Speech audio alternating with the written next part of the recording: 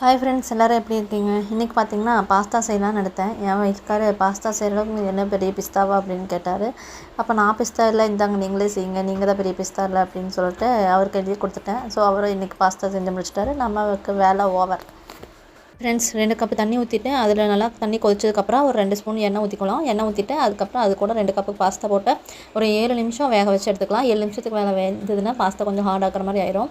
அதுக்கப்புறம் கடாயில் வந்து எண்ணெய் ஊற்றிட்டு எண்ணெய் சூடானதுக்கப்புறம் சோம்பு, சீரகம், பூண்டு, பெரிய வெங்காயம் இதெல்லாம் போட்டு நல்லா வணக்கிக்கலாம். வணக்கிட்டு நம்ம கட் பண்ணி வச்சு தக்காளி இதெல்லாம் போட்டு நல்லா வணக்கிக்கலாம். அதுக்கு உப்பு சேர்த்து நல்லா வணக்கிக்கோங்க.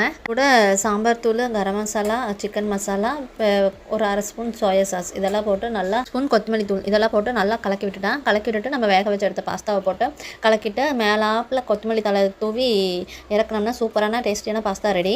நிறைய பேர் சப்ஸ்கிரைப் பண்ணாமல் பார்க்குறீங்க. ஓகே ஃப்ரெண்ட்ஸ், சப்ஸ்கிரைப் பண்ணுங்கள். அண்ட் வீடியோ எப்படி இருக்குன்னு கமெண்ட் பண்ணுங்கள், லைக் பண்ணுங்கள்.